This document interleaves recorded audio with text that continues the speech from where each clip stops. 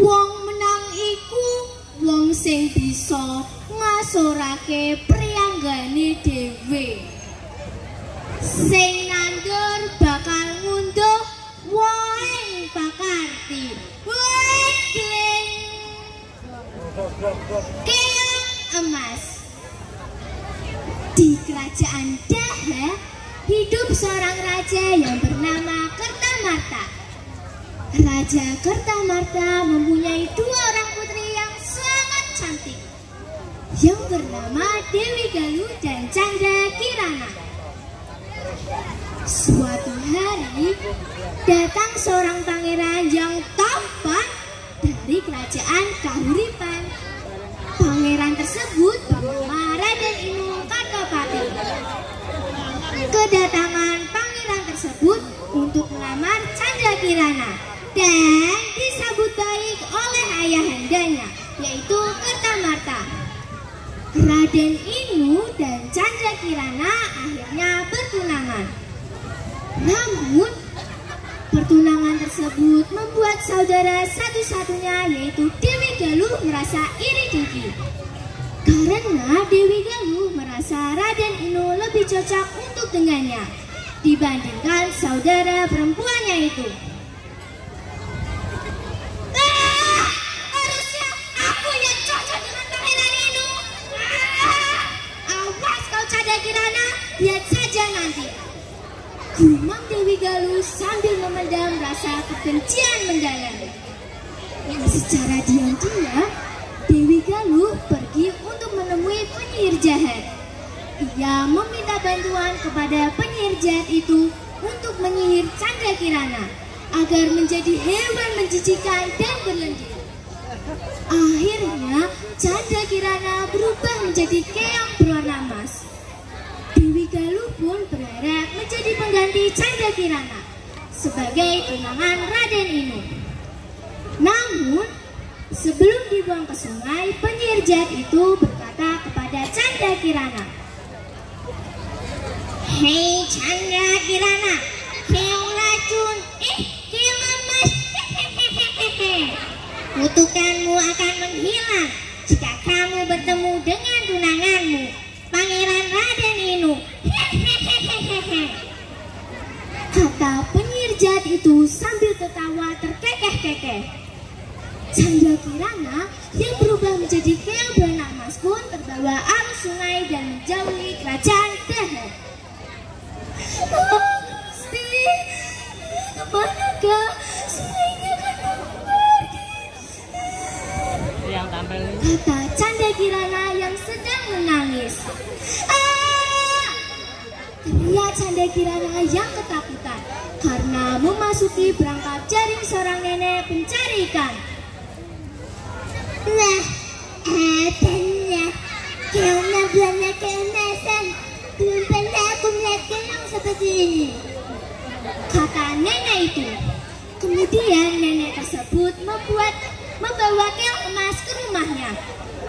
Keesokan harinya, tanpa disadari sang nenek, keong emas berubah menjadi manusia sampai siang. Nenek itu kemudian kembali ke sungai untuk mencari ikan. Tapi malang nasibnya karena tidak ada satu ekor pun ikan yang tertangkap di jalannya. Tak tenang saja.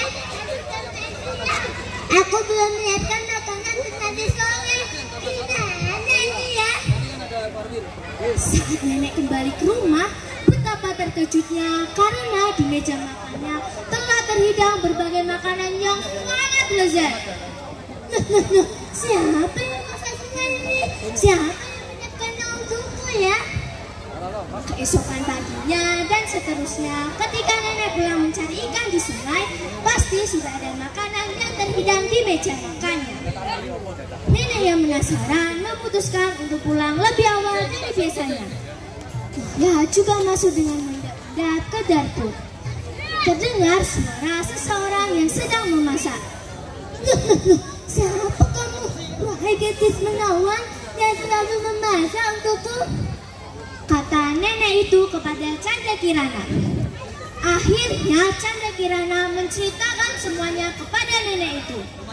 Ia juga mengatakan bahwa kutukannya akan menghilang jika dia bertemu dengan tunangannya, yaitu Pangeran Raden Inu.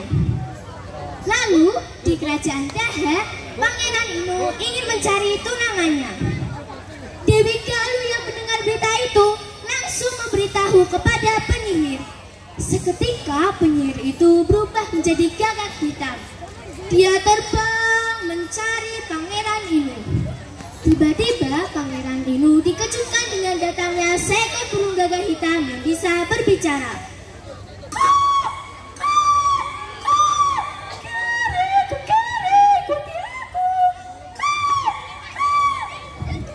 Kata burung gagak hitam itu kepada Pangeran Inu. Kemudian Pangeran Inu mengikuti burung gagak hitam tersebut. Dalam perjalanannya, Pangeran Inu melihat seorang lelaki tua yang sedang bersandar di bawah pohon. Kau baik-baik saja, kakek. Mengapa wajahmu pucat sekali? Kata Pangeran Inu. Aku ingin makan selama berhari-hari, anak muda. Kata kakek tua itu. Kakek bisa makan bekalku. Wah, terima kasih anak muda. Terima kasih. Tanpa diduga, kakek itu mengayunkan tongkatnya ke burung gagak hitam itu. Seketika burung gagak itu terjatuh dan mati, menjadi kepulan asap hitam yang membumbung tinggi. Lalu kakek itu juga menyuruh Pangeran Inu pergi ke desa Dadapan. Sampainya di desa Dadapan, Pangeran Inu bertemu dengan Canda Kirana dan nenek yang mengasihinya. Seketika membuat kutukan pada Canda Kirana menghilang. Lalu Canda Kirana pulang ke kerajaan Daha. Dewi Galuh yang ketakutan langsung melarikan diri dari kerajaan Daha dan tidak pernah kembali sampai detik ini. Pada akhirnya Canda Kirana dan Pangeran Inu hidup bahagia bersama. Nenek yang merawatnya juga tinggal di istana.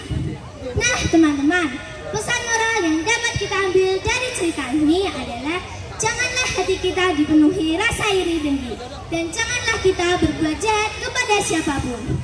Terima kasih. Billahi taufik wal hidayah. Wassalamualaikum warahmatullahi wabarakatuh.